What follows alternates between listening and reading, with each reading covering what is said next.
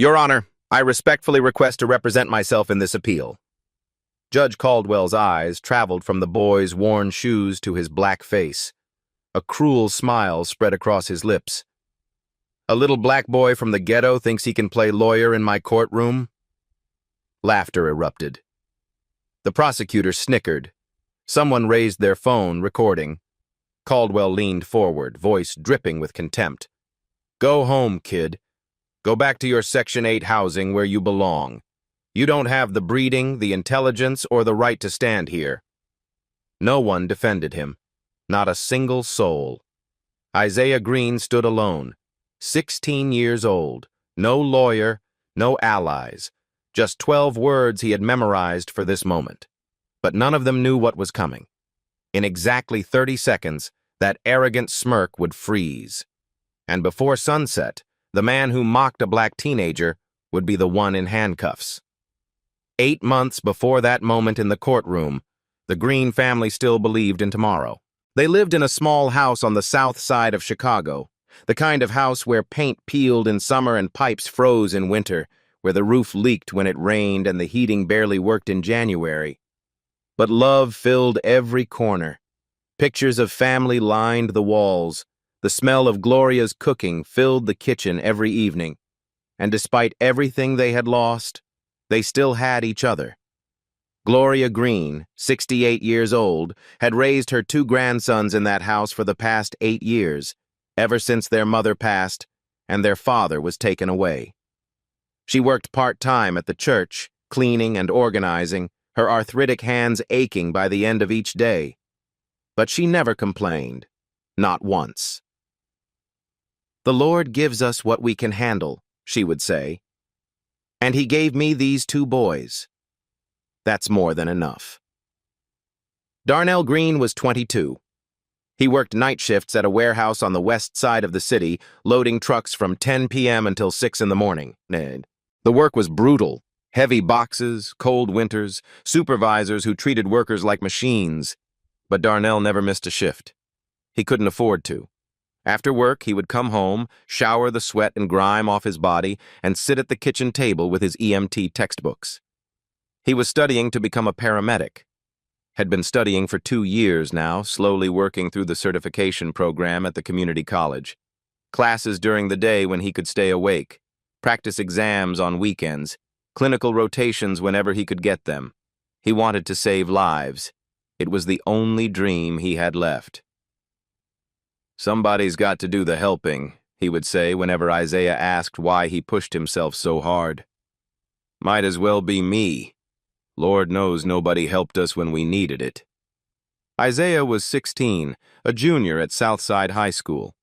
He was quiet, the kind of quiet that teachers mistook for shyness, but was actually something else entirely. Isaiah watched. He listened. He remembered. His teachers called it a photographic memory, though that wasn't quite accurate. It was more like his brain was a sponge that absorbed information and never let go. Dates, names, faces, conversations. Once Isaiah encountered something, it stayed with him forever. His grandmother called it a gift from God. Isaiah wasn't sure about that. Gifts were supposed to make your life better. And remembering everything meant remembering the bad things too. The things you wanted to forget but couldn't. Like the sound of his father's voice the day they took him away. Like the weight of his mother's hand going limp in the hospital bed.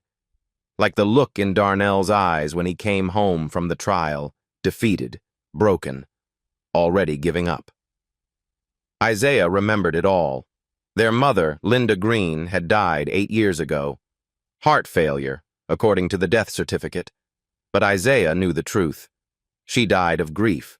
She died of watching her husband, the love of her life, the father of her children, get dragged away in handcuffs for a crime he didn't commit. She died of fighting a system that didn't care about truth or justice or the destruction it left in its wake. After James was convicted, Linda tried to keep going. She went to work. She cooked dinner. She helped the boys with their homework. She did all the things a mother was supposed to do, but something inside her had broken. She stopped eating first, just picked at her food, moving it around the plate, never really consuming anything. Gloria would beg her to take a few bites, and Linda would smile that empty smile and say she wasn't hungry. Then she stopped sleeping. Isaiah would hear her at night, pacing the hallway, or sitting in the living room in the dark, staring at nothing. Sometimes she would hold their father's photograph and whisper to it, conversations Isaiah couldn't quite hear. Then she stopped talking. The woman who used to sing in the kitchen, who used to tell the boys stories at bedtime, who used to laugh so loud the neighbors could hear, that woman disappeared. In her place was a ghost. A shell. A body going through the motions, while the soul had already departed. One morning, she didn't wake up. Isaiah was 8 years old. He was the one who found her. He had gone to her room to tell her he was ready for school, and she was lying in bed so still, so peaceful, that at first he thought she was just sleeping. "Mom?" He shook her shoulder. "Mom, wake up. I'm going to be late." She didn't move. "Mom?" Her hand was cold. The rest of that day was a blur. Ambulances, police, neighbors gathering on the lawn, Gloria collapsing in the doorway, Darnell holding Isaiah so tight he could barely breathe.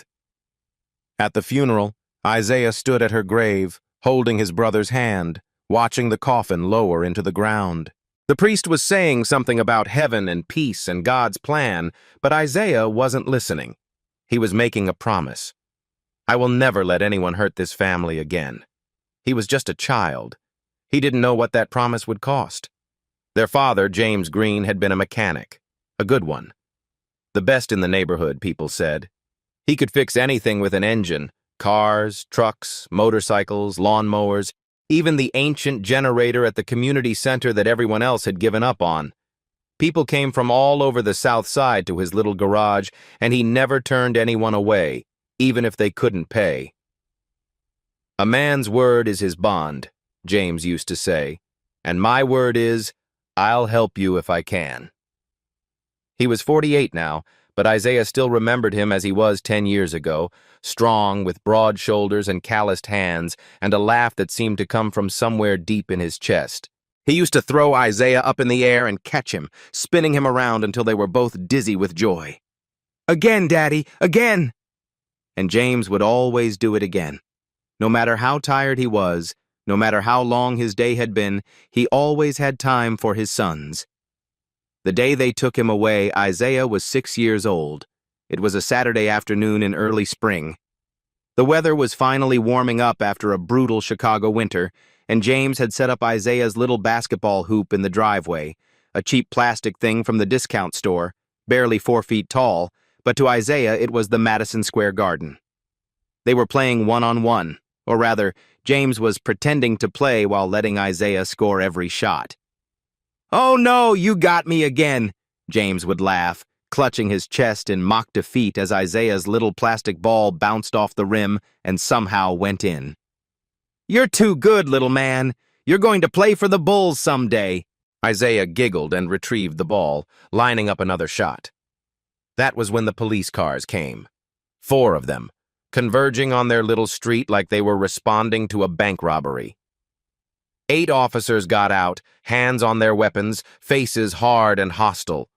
They moved like they were raiding a drug kingpin, not approaching a mechanic playing basketball with his 6-year-old son. The one in front, the one who seemed to be in charge, was named Derek Morrison. He was 35 then, with close-cropped hair and cold eyes and a permanent sneer that made him look like the whole world disgusted him. "James Green?" James set down the basketball. His smile faded, replaced by the careful, neutral expression that every black man in America learned to wear around police officers. "Yes, sir, that's me. What can I do for you?" Morrison's sneer deepened. "You're under arrest for assault on a police officer and resisting arrest." The words didn't make sense. Isaiah saw his father's face twist in confusion. "Assault? Officer, there must be some mistake. I haven't assaulted anyone. I've been here all day with my son." Morrison didn't let him finish. He closed the distance in 2 quick steps, grabbed James by the collar of his work shirt, and slammed him face first onto the hood of the police car. The impact made a sound Isaiah would never forget. A hollow, meaty thud, like something breaking. James's face pressed against the hot metal of the car. His arms were wrenched behind his back. Handcuffs clicked tight around his wrists. "Daddy!" Isaiah screamed. James turned his head, cheek scraped and bleeding, and looked at his son. Even with 4 officers holding him down, even with his arms twisted painfully behind his back, his eyes were calm and sad. "Isaiah, listen to me. Daddy didn't do anything wrong. You hear me? Whatever they say, whatever happens, Daddy didn't do anything wrong. Don't ever forget that." "Daddy!" They dragged him to the car, shoved him into the back seat, slammed the door. Isaiah ran toward the car, but one of the officers blocked his path. "Stay back, kid." "That's my daddy! Where are you taking my daddy?" The officer didn't answer. He just got back in his car, and the convoy pulled away, lights flashing, leaving Isaiah alone in the driveway. The basketball rolled slowly down the driveway and into the street. Isaiah stood there, frozen, watching until the cars turned the corner and disappeared. He didn't cry. Not then. The tears came later. Every night for a year, James Green was convicted of assault on a police officer. The trial lasted less than a day. The only evidence was Officer Morrison's testimony, a detailed, confident account of how James had approached him in a parking lot, became aggressive, and punched him in the chest when Morrison tried to calm him down. There was also a medical report claiming Morrison had suffered bruising to the chest consistent with being punched. The report was signed by a doctor at Cook County Hospital, stamped and official. No video, no independent witnesses, no physical evidence besides a doctor's note that could have described anything from a punch to bumping into a door. Just the word of a white cop against a black man from the South Side. The public defender assigned to James's case, a tired, overworked man named Patterson who had 47 other clients, met James for 15 minutes before the trial. He advised him to plead guilty in exchange for a reduced sentence. "It's the smart play," Patterson said. "The jury's not going to believe you over a police officer. They never do. Take the deal, do your time, get back to your family." James refused. "I won't admit to something I didn't do. I won't let my sons grow up thinking their father is a criminal." So he went to trial. And he lost. The jury deliberated for less than 2 hours. Guilty, 8 years in state prison. Linda Green lasted 2 more years after that. Then, she was gone too. Darnell was 14 when he became the man of the house. He was supposed to start high school that fall with a basketball scholarship to St. Ignatius, one of the best prep schools in Chicago.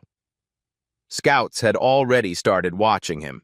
People said he had a shot at Division I, maybe even the NBA if he kept developing. He gave it all up. The day after their mother's funeral, Darnell walked into the kitchen where Gloria was sitting, staring at nothing, and said, "I'm going to get a job." "Baby, you're 14 kids." "I know how old I am, Grandma. But somebody's got to help pay the bills. Somebody's got to take care of Isaiah. Dad's gone. Mom's gone. It's just us now." He got a job at a grocery store, bagging groceries after school and on weekends. Then a job at a warehouse, stacking boxes. Then another warehouse, loading trucks. He made sure Isaiah did his homework every night. Made sure he had food, clothes, a roof over his head. Made sure he knew he was loved, even when the world seemed determined to teach him otherwise. "I promised Mom," Darnell told Isaiah once, late at night when neither of them could sleep. The words came out slowly, painfully, like they cost him something to say. "Before she died, I held her hand and I promised, I'll take care of Isaiah. No matter what, I'll never let anyone separate us." He kept that promise.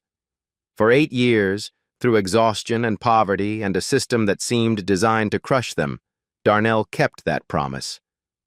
Until the night everything fell apart. June 14th, a warm Tuesday evening. There was a protest in Grant Park, peaceful, organized, legal. Thousands of people marching for justice after another unarmed black teenager was shot by police 3 weeks earlier. The victim's name was Marcus Williams. He was 15 years old. He had been walking home from a friend's house when a police officer mistook his cell phone for a gun. Marcus ran. The officer shot him 4 times, in the back. Marcus died on the sidewalk, less than a block from his home. The officer was placed on paid administrative leave. That was it. That was the consequence for killing a 15-year-old boy. The protest was supposed to be peaceful, and for most of the evening, it was. Thousands of people walking, chanting, holding signs, families with children, elderly folks in wheelchairs, a sea of humanity demanding to be heard. Darnell wasn't there to protest. He was there as a volunteer medic. He had just finished his EMT clinical rotations, and the protest organizers had put out a call for medical volunteers. Darnell showed up with his first aid kit, wearing a bright yellow vest with "medic" written in reflective letters. "People are going to get hurt out there," he told Isaiah before leaving. "Pepper spray, stampedes, rubber bullets. Someone's got to help them." Isaiah wanted to go. Darnell refused. "You've got finals next week. Stay home, study. I'll be back by midnight." "But—" "No buts, Isaiah. I need you to be smart. That means staying out of trouble. Promise me." Isaiah promised. He would regret that promise for the rest of his life. The protest started peacefully, but at 9:30 p.m., something changed. Later, there would be arguments about what happened. Some said a protester threw a water bottle at police. Others said the police attacked without provocation. Video footage would be inconclusive, showing chaos but no clear trigger. What was clear was this. At 9:30 p.m., the police moved in. Tear gas canisters arced through the air, trailing white smoke. Rubber bullets cracked like thunder. The orderly march became a stampede as thousands of people tried to run in every direction at once. Darnell was near the back of the crowd, treating minor injuries, twisted ankles, dehydration, anxiety attacks. When the chaos started, he stayed put. People needed help. That was what he was there for.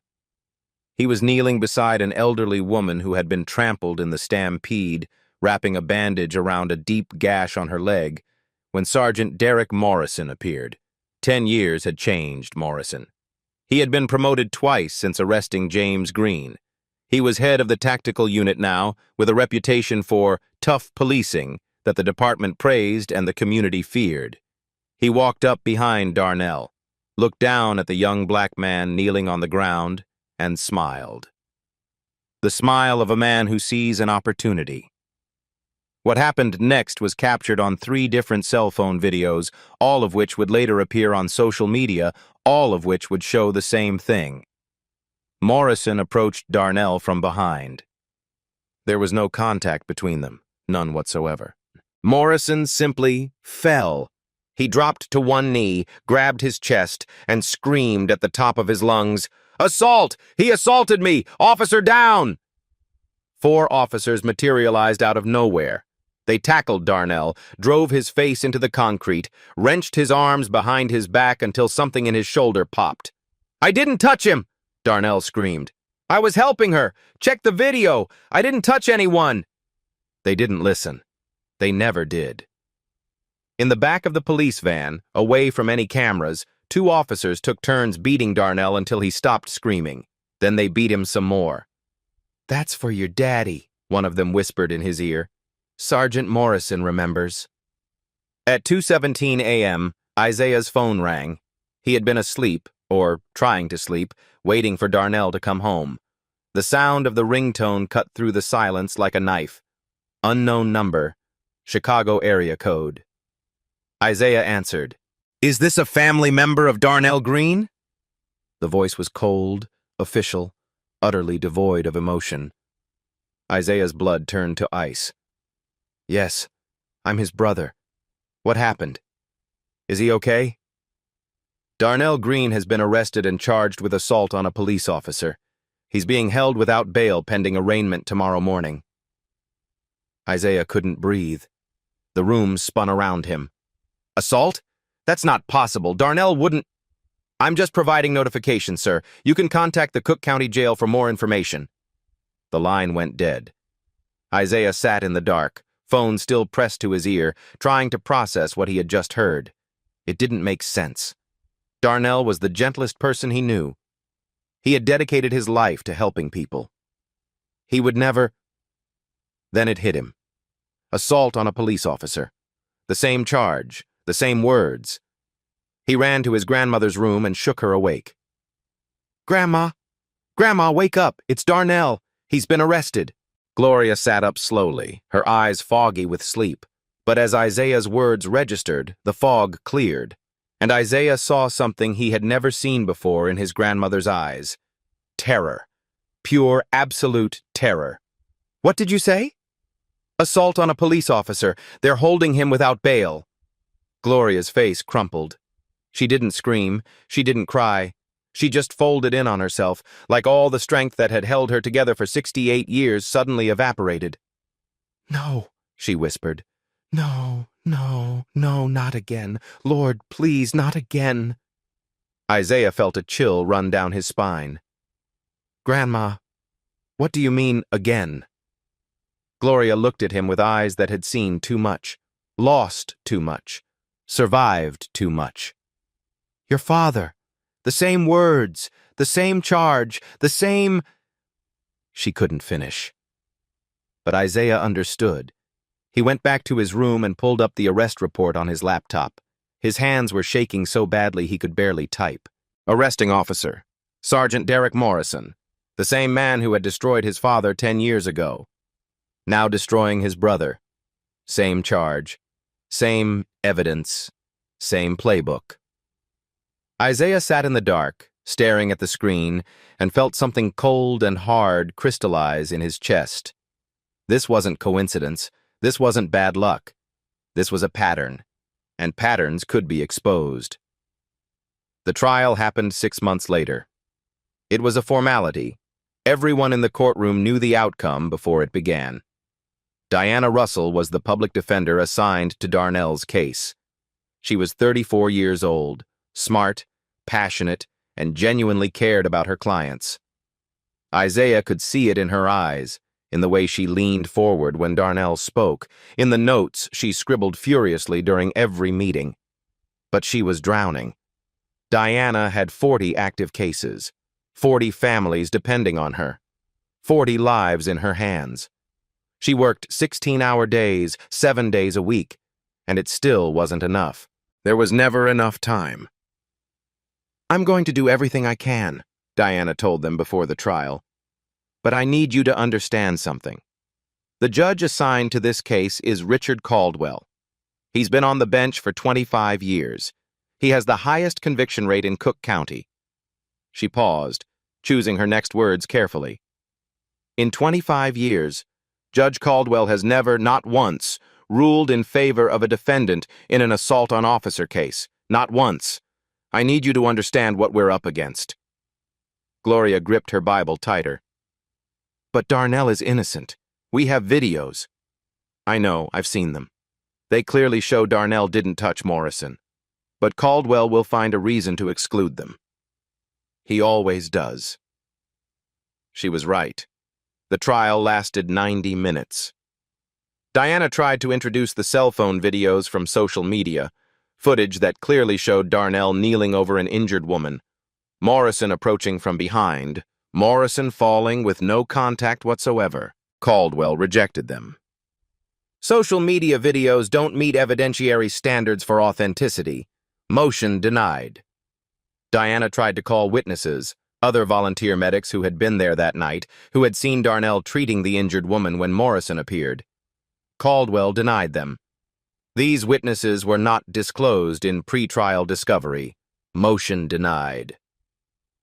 Diana tried to cross-examine Morrison about his history, the pattern of accusations against black men, the suspicious consistency of his testimony, the fact that his previous arrest of James Green had used the exact same language. Caldwell shut her down. "You will confine your questions to the incident in question, counselor. Any further attempts to impugn the character of a decorated police officer will result in sanctions. The trial was a performance. The verdict was predetermined. Guilty. Sentence: 18 months suspended, 3 years probation, permanent violent offender status on his record. Darnell Green would never become an EMT. No agency would hire someone with assault on their record. His dream, the only thing that had kept him going through 8 years of night shifts and exhaustion, was dead. After the trial, Isaiah followed Darnell into the courthouse hallway. "You have to appeal. We have to fight this." Darnell turned around. His eyes were empty, hollow, like something inside him had died. "Isaiah, stop! But the videos prove you didn't do anything. We can take this to a higher court. We can—" "You think that matters?" Darnell's voice was flat, dead. "You think truth matters? Evidence matters?" He grabbed Isaiah's shoulders. Not hard, but firm. "Look at Dad. 8 years for something he didn't do. 10 years later, still rotting in that cell. And now me." His grip tightened. "Listen to me carefully, Isaiah. If I appeal, they'll dig deeper. They'll investigate everything. They'll find out you were at the edge of the protest that night, just for a few minutes, just to check on me. You're 16, still a minor, but they'll find a way to drag you into this. They'll say you were an accomplice. They'll put your name in the system." "I don't care about me." "Well, I do," Darnell's voice cracked. "You're the only thing I have left to care about. You're smart, Isaiah. Smarter than me, smarter than Dad, smarter than anyone in this family. You're going to graduate. You're going to get that scholarship. You're going to get out of here and make something of yourself." His eyes were wet now. "And I am not going to let them take that away from you. You understand? This is my choice. I'm accepting the verdict. End of discussion." He let go of Isaiah's shoulders and walked away. Isaiah stood alone in that courthouse hallway, surrounded by people who didn't see him, didn't care about him, didn't know that his entire world had just collapsed. His hands were clenched so tight that his nails dug into his palms, drawing blood. "I made a promise. I promised I would never let anyone hurt this family again."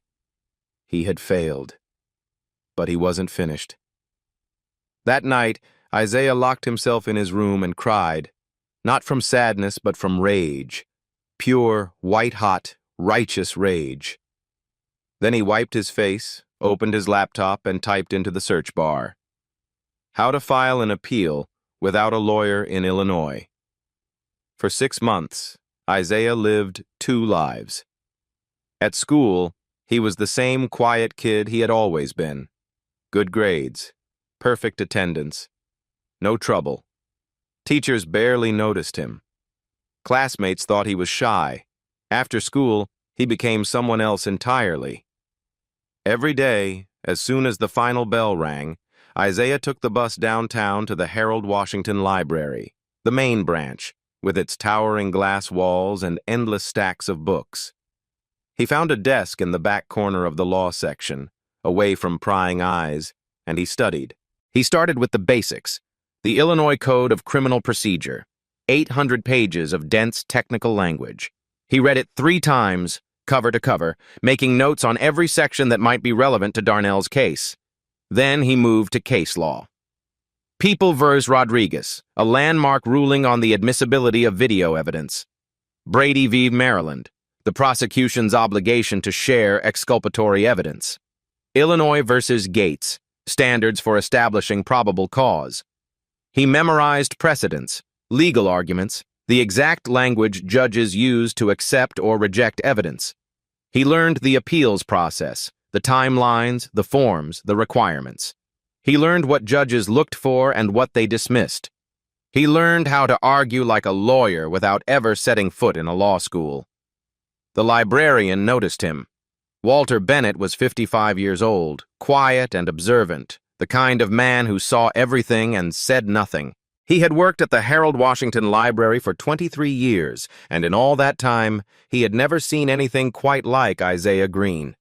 A teenage kid, alone, surrounded by law books that would intimidate most adults, scribbling notes for hours on end, never giving up, never slowing down. For 2 weeks, Mr. Bennett just watched. Then, one evening, he walked over to Isaiah's desk and placed a small slip of paper next to his notebook. Isaiah looked up. LexisNexis, Mr. Bennett said quietly. It's a legal database. Professional lawyers use it. Usually costs hundreds of dollars a month. On the slip of paper was a username and password. Why are you helping me? Mr. Bennett was quiet for a long moment. When he spoke, his voice was distant, heavy with old pain. My father was wrongfully convicted. 40 years ago. They said he robbed a convenience store on the west side. He was 20 miles away at the time, working a double shift at the factory. Didn't matter. He was black. He matched the description. That was enough. He paused. He died in prison. Heart attack. 3 months before the real robber confessed. Mr. Bennett looked at Isaiah with eyes that understood. I was too young to help my father. But you're not too young, and I'm not too old to help you. He walked away without another word. Isaiah used that database every single day for the next 4 months. His best friend Jasmine Carter found out by accident. She caught him researching case law on a school computer during lunch break. Jasmine was 16, the same age as Isaiah, with natural hair and sharp eyes and a mind that worked faster than most computers. What are you doing? Isaiah minimized the window, but it was too late. Is that legal research? Isaiah, are you trying to appeal Darnell's case yourself? Keep your voice down. You're 16 years old. You can't take on a judge. You can't fight the whole system. Watch me. Jasmine stared at him for a long moment. Isaiah expected her to argue, to try to talk him out of it, to call him crazy. Instead, she sat down next to him. What do you need? Isaiah blinked. What? You heard me. What do you need? I'm good with computers, social media, research. If you're going to do this stupid, impossible, suicidal thing, she smiled, then you're going to need help. That night, they sat in Jasmine's basement, laptops open, scouring social media for footage from the night of the protest. They found 3 videos, 3 different angles, all showing the same thing. Darnell kneeling beside an injured woman, Morrison approaching from behind, Morrison falling with no contact whatsoever, Morrison screaming assault.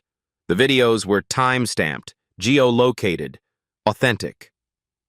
This proves Darnell didn't touch him, Jasmine said, excitement creeping into her voice. This is amazing! It's a start, Isaiah said. But it's not enough. Caldwell already rejected video evidence once. I need to understand why. I need to know what's really going on. What do you mean? Why does Caldwell keep convicting people? Why does Morrison keep making these arrests? There has to be a pattern, a reason. He was right. In the 5th week of his research, digging through public financial records late one night, Isaiah found it. Core Civic. The name appeared in a SEC filing, a routine corporate disclosure that most people would never read. But Isaiah read everything. Core Civic was one of the largest private prison companies in America. They operated detention facilities across the country, including several in Illinois. Their business model was simple. The state paid them a fixed rate per prisoner per day. More prisoners meant more profit. Isaiah kept digging. He found Core Civic's board of directors, and there, listed clearly in their public filings, was a name that made his blood freeze. Melissa Caldwell, Judge Richard Caldwell's wife. She had joined the board in 2018. Her stock holdings in the company were worth $2.3 million. Isaiah cross-referenced Caldwell's conviction statistics. The judge had a 94% conviction rate, the highest in Cook County, higher than any other judge in the state. and 78% of the people he convicted of violent crimes were sent to core civic facilities. Isaiah sat back in his chair, mind racing. This wasn't justice. This was a business. Caldwell was sending people to prison to make his wife rich. Morrison was the supplier, manufacturing criminals out of innocent black men. Core Civic was the customer, paying for each body that filled their cells. And at the center of it all was a man in a black robe who thought no one would ever figure it out. Isaiah had figured it out. Now he had to prove it. The night before the appeal hearing, Isaiah sat at the kitchen table, surrounded by 200 pages of documentation, color-coded tabs, handwritten notes, a timeline of events stretching back 25 years. Gloria came out of her bedroom in her nightgown, holding a cup of tea. "You're still awake." Couldn't sleep. She sat down across from him, her arthritic hands wrapped around the warm cup. "Are you scared?" Isaiah nodded, terrified. "Then why are you doing this?" Isaiah looked at her, this woman who had lost so much, her son imprisoned for a decade, her daughter-in-law dead of grief, her grandson convicted of a crime he didn't commit, and through it all, she had kept going, kept praying, kept believing. "Because I'm more scared of losing Darnell than I am of anything Caldwell can do to me. Dad's been gone for 10 years. I won't let them take anyone else." Gloria reached across the table and took his hand. Her grip was weak, but warm. "The Lord gave you that brain for a reason, child. It wasn't so you could keep quiet." She stood up slowly, her joints creaking with age. "I'll be in church tomorrow praying the whole time, every second." "I know, Grandma."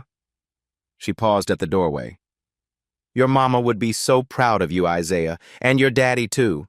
Whatever happens tomorrow, they would be so proud." She left. Isaiah looked down at his notes. At the top of the first page, circled in red, were 12 words. Core Civic, $2.3 million. Melissa Caldwell. Tomorrow, he would say those words out loud in a courtroom, and nothing would ever be the same. The moment Caldwell told him to go home, Isaiah felt every eye in the courtroom waiting for him to crumble. The laughter, the phones recording, the absolute certainty on their faces that this black kid from the ghetto would tuck his tail and run. He didn't move. "Your Honor." His voice was calm, clear, no tremor. "Under Section 8.1 of the Illinois Code of Criminal Procedure, any citizen has the right to self-representation if approved in advance. I filed my motion 14 days ago. It was approved by the court clerk. Page 3, Section B of your file." Caldwell's smirk flickered. He glanced at his clerk, who nodded reluctantly. The smirk faded. "Fine. You can cite a statute. Impressive for a teenager, but knowing how to read doesn't mean—" "I'm not here to debate my right to represent myself." Isaiah cut him off. "That's already established. I'm here to ask you one question." Dead silence. In 25 years on the bench, no one had ever interrupted Richard Caldwell in his own courtroom. "You dare cut me off?" Caldwell's voice dropped to a dangerous whisper. "Do you understand that I can hold you in contempt right now? That I can have you removed and charged?" "I understand, Your Honor. But before you do that, I think you'll want to hear my question." Caldwell's eyes narrowed. Something flickered in them. Curiosity, perhaps, or the beginning of unease. "Fine. Ask your question." Isaiah took a breath. "Core Civic, $2.3 million. Melissa Caldwell." He paused. "Would you like me to continue, Your Honor?" The silence that followed was unlike anything Isaiah had ever experienced. It had weight, substance. It pressed down on the courtroom like a physical force. Caldwell's face changed. It happened fast, so fast that if you blinked, you would miss it. The smirk vanished. The color drained from his cheeks, leaving them pale and waxy. His hand, the one holding his expensive pen, began to tremble. He set it down quickly, hiding his hands beneath the bench where no one could see them shake. What did you just say? Isaiah didn't flinch. CoreCivic is a private prison company, the largest in America. They operate detention facilities across the country, including several here in Illinois. Their business model is simple. The state pays them $45 per day for every inmate they house. He opened his folder, revealing the thick stack of documents inside. Your wife, Melissa Caldwell, has been on the CoreCivic Board of Directors since 2018. Her stock holdings in the company are worth approximately $2.3 million. Isaiah looked directly at Caldwell. You have the highest conviction rate in Cook County, 94%, and 78% of the people you convict of violent crimes are sent to CoreCivic facilities. He let the numbers hang in the air. You told me to go home. You looked at me and saw a black kid from the ghetto who wasn't worth your time. But I spent 6 months preparing for this moment. I have 200 pages of documentation, public records, SEC filings, conviction statistics, all of it legal, all of it verifiable. He paused. You underestimated me, Your Honor, and that was your first mistake. Caldwell sat frozen. For the first time in 25 years, Richard Caldwell, the most powerful judge in Cook County, was speechless. The prosecutor shifted uncomfortably in his chair. The clerk stared at her papers, afraid to look up. In the gallery, Gloria's prayers grew louder, her lips moving in fervent whispers. Finally, Caldwell spoke. His voice was different now, controlled, careful, every word measured. You're making serious accusations, young man. Very serious accusations. If you can't back them up with evidence, I'll have you charged with defamation and contempt of court. I can back them up. You have 10 minutes. Not a second more. 10 minutes is more than enough. Isaiah connected his laptop to the courtroom's display screen. The first video appeared. This footage was recorded at 9:47 p.m. on the night of the protest. The timestamp and geolocation have been verified by Dr. Angela Matthews, a forensic digital analyst at Northwestern University. Her report is included in my documentation, pages 47 through 52. The video played. 45 seconds of footage. Darnell kneeling beside an injured woman, his hands wrapped in bandages, his medic vest clearly visible. Morrison approaching from behind. Morrison falling with no contact whatsoever. Morrison screaming assault. In this video, Isaiah said, my brother's hands never leave the patient he's treating. He doesn't turn around. He doesn't make any sudden movements. His back is to Sergeant Morrison the entire time. He turned to face Caldwell. So how exactly did he punch Sergeant Morrison in the chest? The prosecutor stood up quickly. Your Honor, social media videos aren't admissible. Under People v. Rodriguez, 2019, Isaiah interrupted, video evidence from third-party sources is admissible if metadata can be verified and chain of custody established. I have a forensic analysis confirming this video is authentic and unedited. The metadata has not been tampered with. The chain of custody is documented. He flipped to a new page. The prosecution's objection has no legal basis. The prosecutor sat down. Isaiah continued. Now let's discuss the medical evidence. He pulled up another document on the screen. This is the medical report submitted to this court during my brother's trial. It states that Sergeant Morrison suffered bruising to the chest consistent with being punched.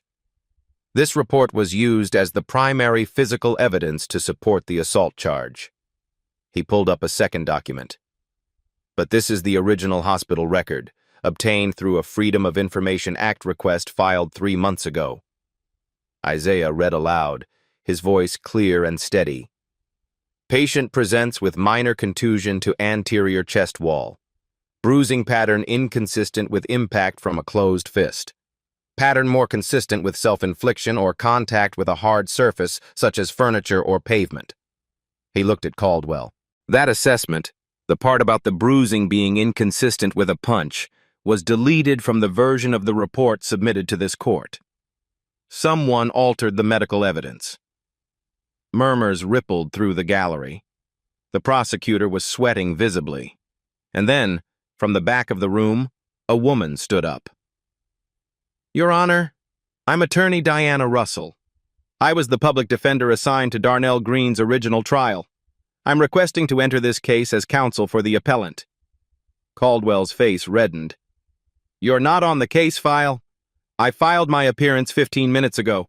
Under Rule 714B, counsel may enter an appearance at any time before final judgment is rendered." Diana walked forward and stood beside Isaiah. She looked at this 16-year-old who had done what she couldn't, what she had been too overwhelmed, too beaten down, too trapped by the system to do, and she nodded. "Your Honor," Diana said, her voice strong and clear, "the evidence presented today suggests prosecutorial misconduct, evidence tampering, and possible criminal conspiracy. I move to continue this hearing for a full investigation." Caldwell's hands gripped the edge of the bench. His knuckles were white. 2 weeks, he said finally, his voice strained. "Court is continued for 2 weeks for evidentiary review." He slammed his gavel and practically ran from the bench. In the hallway outside the courtroom, Diana grabbed Isaiah's arm. "What you did in there? I've been practicing law for 10 years. I've argued cases in front of dozens of judges, and I have never seen anything like that." "I had to," Isaiah said simply. "No one else was going to do it." Diana's expression turned serious. "Isaiah, listen to me carefully.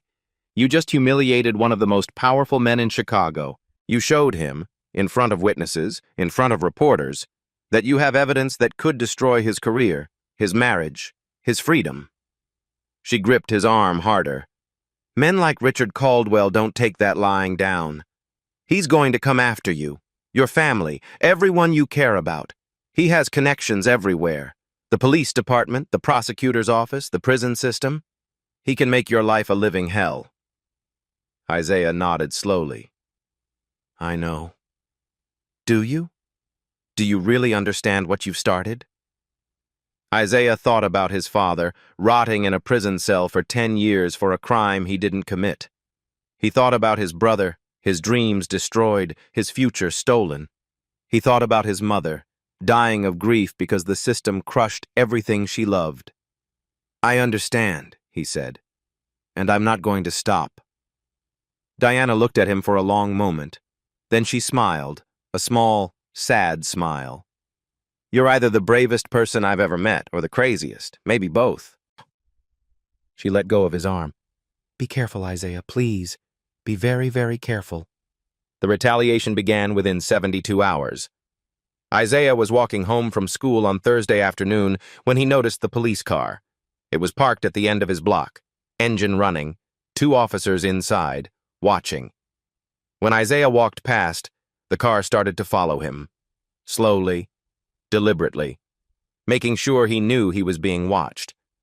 It followed him all the way to his front door. That night, at 3 a.m., a brick came crashing through their living room window. The sound woke everyone in the house. Gloria screaming, Isaiah running downstairs, glass scattered across the floor.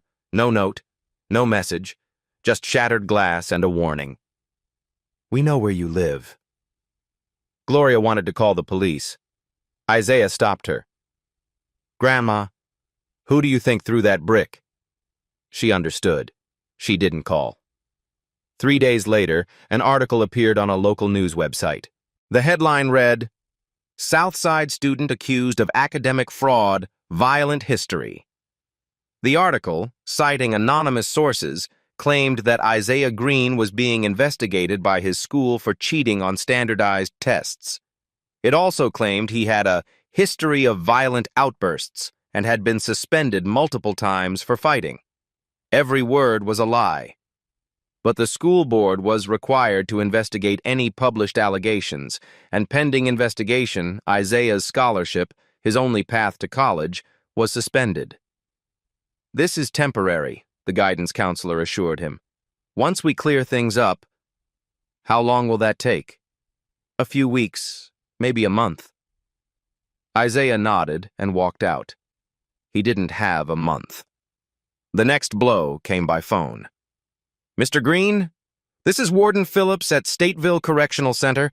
I'm calling to inform you that your father, James Green, has been transferred to the segregation unit pending a security review." Isaiah's stomach dropped. "Segregation? Why? What did he do?" "I'm not at liberty to discuss the details of his case." "Can I visit him? Can I talk to him?" "No visitation is permitted during the security review. No phone calls, no mail." "For how long?" "I'm not at liberty to discuss that either." The line went dead. Isaiah sat in his room staring at the wall and finally understood what was happening. Caldwell had connections everywhere. Police, prosecutors, prison wardens, newspaper editors. He was sending a message piece by piece, systematically dismantling everything Isaiah cared about. "Drop this, or I will destroy everything you love." And then Terrence Williams appeared. Diana received an anonymous email. Someone claiming to have information about the Darnell Green case. Someone willing to talk, but only in person, somewhere private, away from the city. They met at a coffee shop in a small town 50 miles outside Chicago. Diana, Isaiah, and a nervous-looking black man in his late 20s. Officer Terrence Williams. He was 29 years old.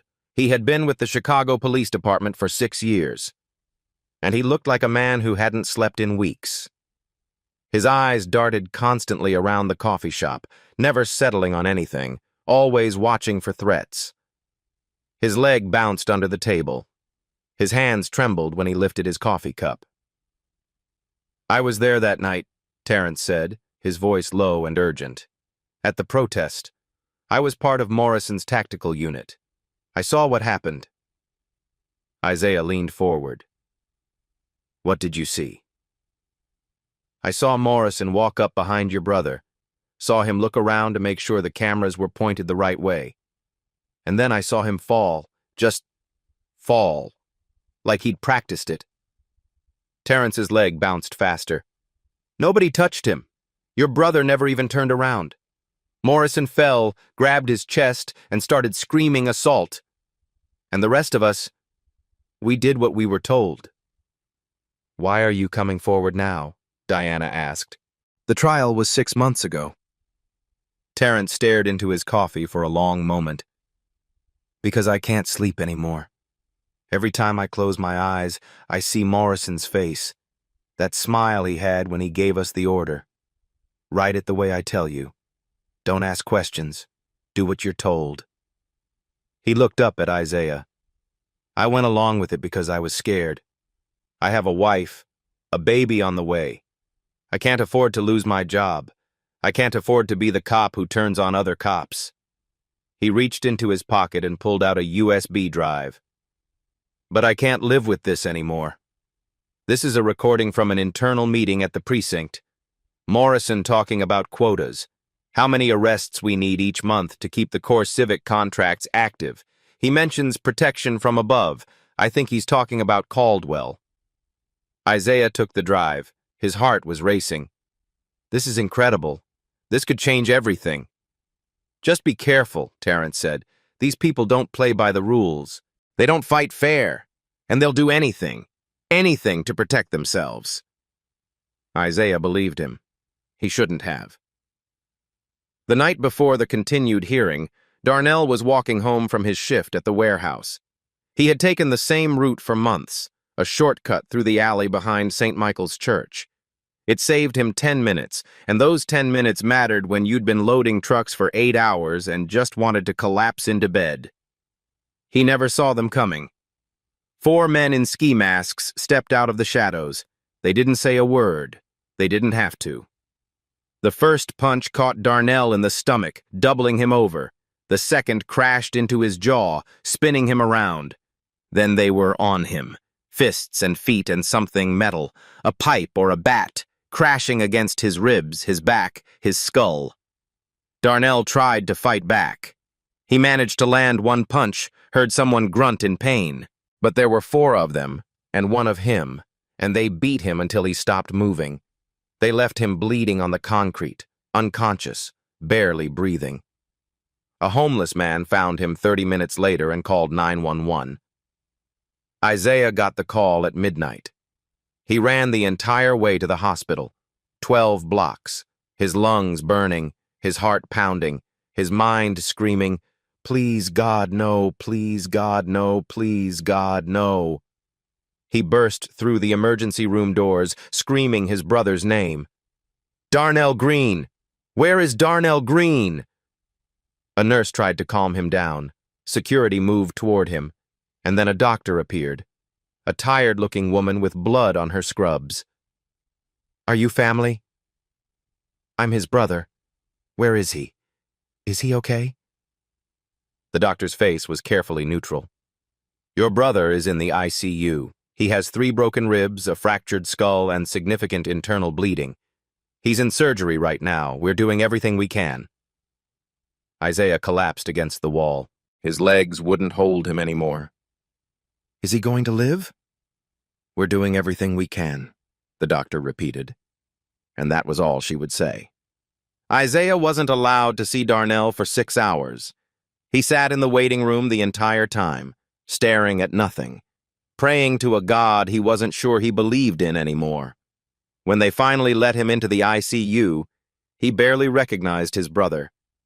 Darnell's face was swollen beyond recognition, purple and black and wrong, barely human.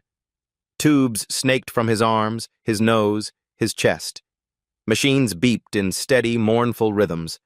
A ventilator breathed for him.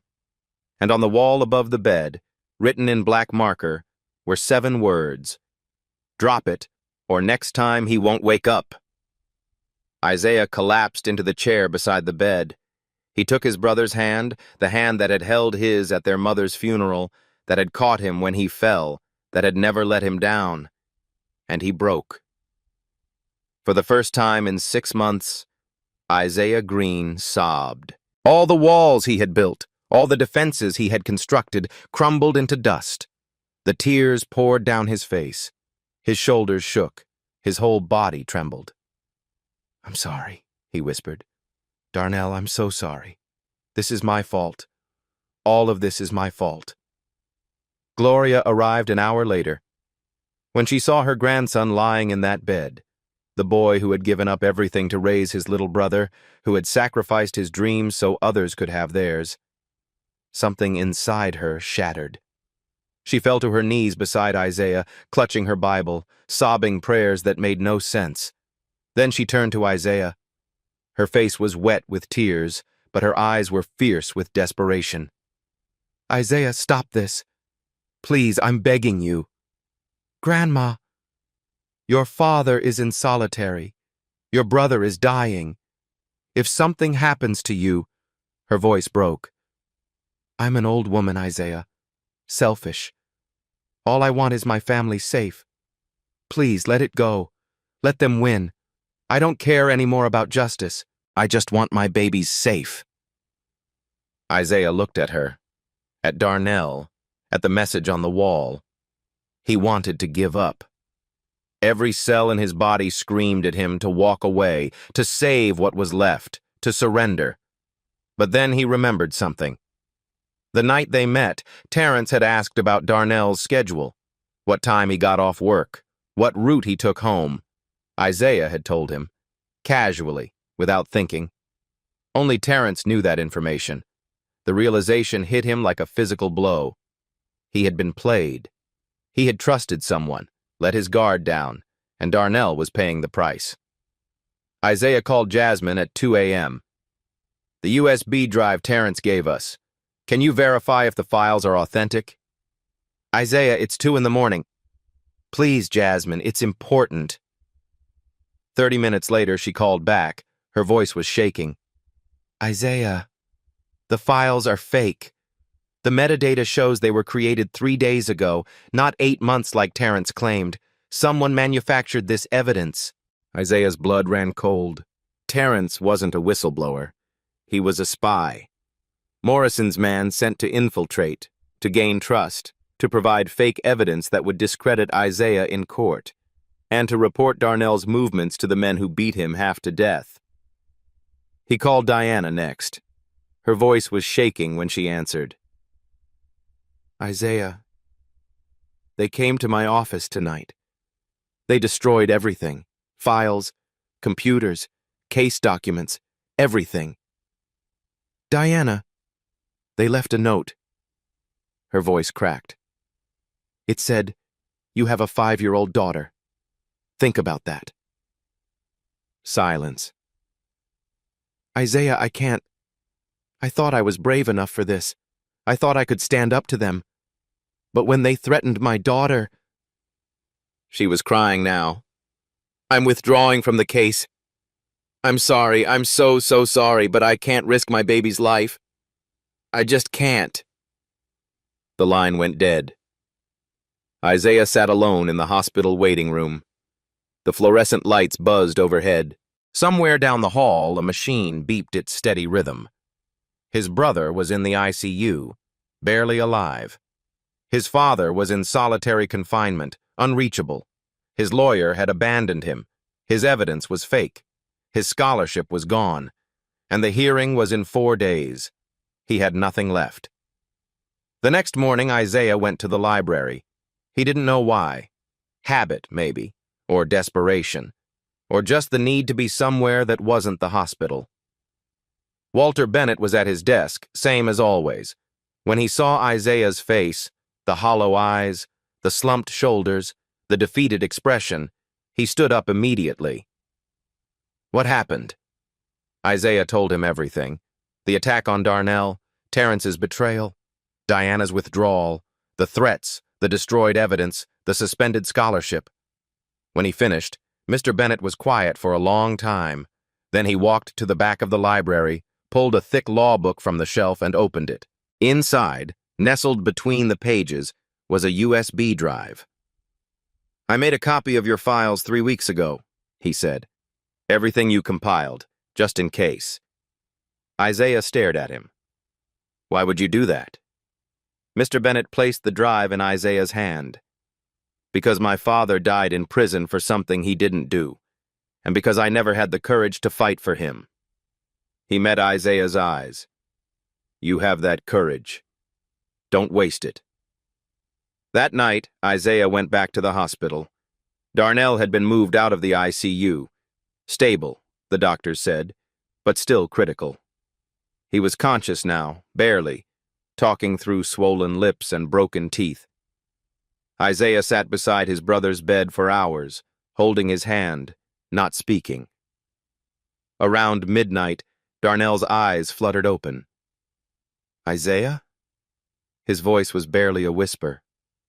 I'm here. Darnell tried to smile. It looked more like a grimace. You're still gonna do it, aren't you? Isaiah nodded. I have to. Darnell was quiet for a moment.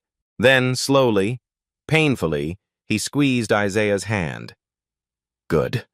I'd be disappointed if you didn't. Darnell? Shut up and listen. His voice was weak but firm. I spent my whole life telling you to keep your head down. Stay safe. Don't make waves. And look where it got me. He took a shaky breath. You're braver than me, little brother. Braver than Dad. Braver than anyone I know. So you go in there tomorrow, and you show them what happens when they mess with the Greens. Isaiah blinked back tears. I'll win, Darnell. I promise. I know you will. I know. The morning of the continued hearing, the courtroom was packed.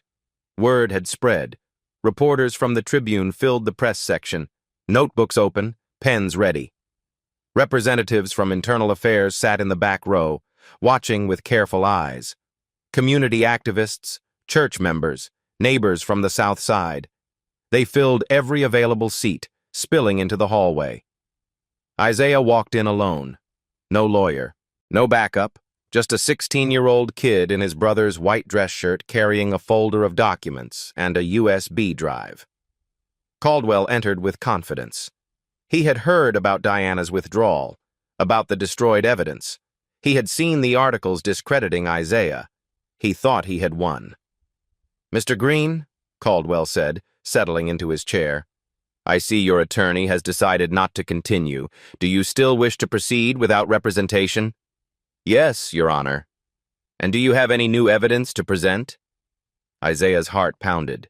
The USB in his pocket felt like it weighed 1,000 pounds. Without Diana to argue its admissibility, without anyone to back him up. "Your Honor, The courtroom doors burst open. Terrence Williams walked in. Isaiah's blood ran cold. The traitor. The spy. What is he doing here? But Terrence wasn't looking at Caldwell. He was looking at Isaiah. And in his hand was a different USB drive. "Your Honor," Terrence said, his voice shaking but clear. "My name is Officer Terrence Williams, Chicago Police Department. I'm here to testify for the appellant." Caldwell's confident expression flickered. "You're not on the witness list. Under Rule 6115, any witness with material information can be called to testify. I have material information." Terrence walked forward, past the prosecutor's table, past the gallery, until he stood in front of Isaiah. "I owe you an apology," he said quietly. "And I owe you the truth." He turned to face the court. 8 months ago, I was present when Sergeant Derek Morrison falsely accused Darnell Green of assault. I witnessed the incident. There was no contact. Morrison fell on his own. I saw it with my own eyes. Deep breath. 2 weeks ago, Sergeant Morrison ordered me to spy on Isaiah Green, to befriend him, to give him fabricated evidence, to report his family's movements so they could be discouraged. His voice cracked. "I'm the reason Darnell Green is in the hospital right now. I told them his schedule, his route home, what time he finished work. I didn't know they would. I didn't think they would, actually." He couldn't finish. "I've done terrible things. I've betrayed a 16-year-old kid who was just trying to save his brother. I did it because I was scared, because I was weak, because I cared more about my career than about doing what was right." He held up the USB drive. "But when I saw Darnell Green in that hospital bed, beaten half to death because of information I gave them, I couldn't live with it anymore. I made a copy of the original recording, the real one, unedited. Morrison talking about quotas, core civic, protection from above." He handed the drive to the court clerk. "I'm ready to face the consequences of what I've done. But first, let the truth be heard." The courtroom erupted. Caldwell banged his gavel, trying to restore order. And then the doors opened again. A woman walked in. She was in her 50s, elegant, wearing a designer suit that cost more than most people made in a month. She carried a leather briefcase in her perfectly manicured hand. Melissa Caldwell, the judge's wife. Every head turned. The noise died instantly. "What are you doing here?" Caldwell's voice was barely audible. Melissa walked forward, her heels clicking on the marble floor. She didn't look at her husband. She looked straight ahead, at the seal of justice mounted above the bench. "I'm Melissa Caldwell," she said, her voice clear and strong, "and I'm here to testify against my husband." The silence was absolute. "For 25 years, I've known what Richard does. I've watched him convict innocent people to fill core civics facilities. I've counted the money that came in and pretended not to notice where it came from. I've looked the other way while he destroyed families, hundreds of families." She opened her briefcase. "I have financial records, bank statements, emails between Richard and CoreCivic executives, 25 years of evidence that I was too much of a coward to use." She pulled out a thick stack of folders and handed them to the clerk. Then she turned and looked at Isaiah for the first time. "I've watched this trial from my living room. I've seen the news coverage, and today I saw something that changed everything." Her voice softened. "I saw a 16-year-old black boy from the South Side walk into this courtroom alone. No money, no power, no connections, just the truth and the courage to speak it. And I watched my husband mock him, humiliate him, tell him to go home because he didn't have the breeding to stand in his presence. Her eyes were wet now. If a child can be that brave, if a child can stand up against everything my husband represents, then I have no more excuses, no more reasons to stay silent. She turned to Caldwell. His face was gray. His hands gripped the bench like he was drowning. "Richard, you're going to ask me why. Why now? Why like this?" She pointed at Isaiah. "Because of him. Because he showed me what courage looks like. And because I refuse to be a coward for one more day." Caldwell shot to his feet. "Melissa, you'll destroy our family, everything we've built." "No, Richard." Her voice was ice. "You destroyed our family 25 years ago. I'm just finally telling the truth about it." The doors opened one last time. 2 men in suits walked in, badges visible on their belts. "Judge Richard Caldwell," one of them said. "Internal Affairs. You're being placed on administrative leave pending investigation into corruption, bribery, and criminal conspiracy. Please come with us." Caldwell looked around the courtroom, at the reporters scribbling furiously, at the cameras, at the crowd staring in disbelief, at his wife, at Terrence, and finally, at Isaiah. Isaiah met his gaze. 25 years, Isaiah said quietly. "That's a long time to destroy innocent lives, Your Honor." Caldwell had no response. They led him away. The substitute judge reviewed the evidence for less than 10 minutes. "Based on the testimony and evidence presented, the conviction of Darnell Green is hereby vacated. The defendant is cleared of all charges." In the gallery, Gloria Green collapsed into tears, clutching her Bible to her chest. Darnell, who had insisted on being wheeled into the courtroom despite his injuries, reached out for his brother. Isaiah went to him, hugged him gently, carefully, mindful of the broken ribs and fractured skull.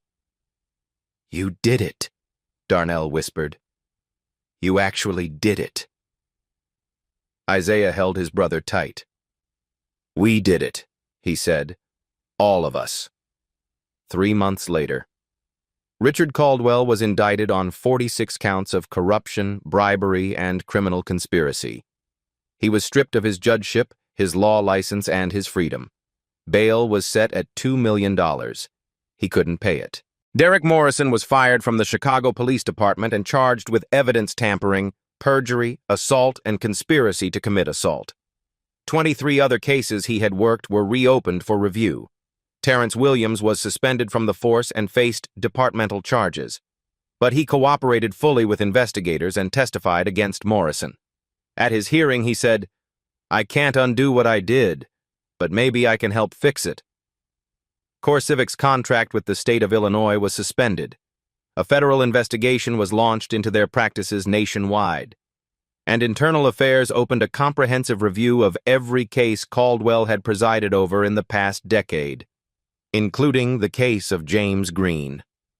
8 months later, Stateville Correctional Center, 6 o'clock in the morning. Gloria, Darnell, and Isaiah stood outside the prison gates. It was February, cold, their breath misting in the air. Gloria held a small bouquet of flowers. Her hands were shaking, not from the cold, but from anticipation. Darnell had healed well. The scars on his face had faded to thin lines. He was working again, not at the warehouse, but as an EMT at Southside Community Hospital. His record had been expunged. His dream was alive again. Isaiah stood slightly apart, not sure what to do with his hands. In a few months, he would graduate high school. His scholarship had been reinstated. He had been accepted to the University of Chicago, pre-law track. But none of that mattered right now. The gate buzzed. Slowly, heavily, it swung open. And James Green walked out. He was 48 years old. His hair had gone gray. His face was lined with a decade of prison food and bad sleep and fluorescent lights. He was thinner than Isaiah remembered, and he walked with a slight limp, a souvenir from a prison fight 5 years ago. But his eyes were the same, deep brown, warm, full of a love that 10 years of injustice couldn't extinguish. Gloria ran to him first.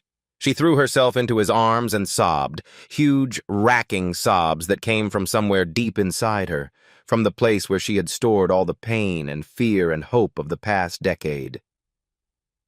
"My boy," she cried, "my baby boy. You're home. You're finally home." James held her tight, his own tears streaming silently down his face. Darnell went next. He wrapped his arms around his father, and for a long moment neither of them could speak. 10 years of lost time. 10 years of missed birthdays, missed holidays, missed everything. "I'm proud of you, son," James finally said. "You held this family together when I couldn't." "I just did what you taught me, Dad." Then James looked at Isaiah. The 6-year-old who had watched him get taken away was now taller than him, broader in the shoulders, with eyes that held a weight no 16-year-old should have to carry. "Isaiah," James's voice cracked. "You've grown so much." Isaiah couldn't speak. His throat was too tight. James walked toward him slowly, stopped in front of him, looked at him for a long, long moment. "You saved me," James said. "You saved your brother. You took on a system that's been destroying people like us for generations. And you beat it." He put his hands on Isaiah's shoulders. "Your mama used to say you were special, that God had plans for you. I didn't understand what she meant back then." His voice broke. "I understand now." Isaiah's eyes were burning. "I'm sorry it took so long, Dad. I should have..." James pulled him into a hug. "Don't you dare apologize. Don't you ever apologize for being the bravest person I've ever known." Isaiah broke. All the months of pressure, the fear, the loneliness, the weight of carrying his family on his shoulders, finally found release. He cried in his father's arms, and for the first time in 10 years, he felt safe. They stood there in the prison gates, 4 people, 1 family, holding each other in the cold February morning. 10 years of injustice, finally made right, 2 years later. Isaiah's scholarship carried him through his first year at the University of Chicago. He majored in political science with a pre-law track.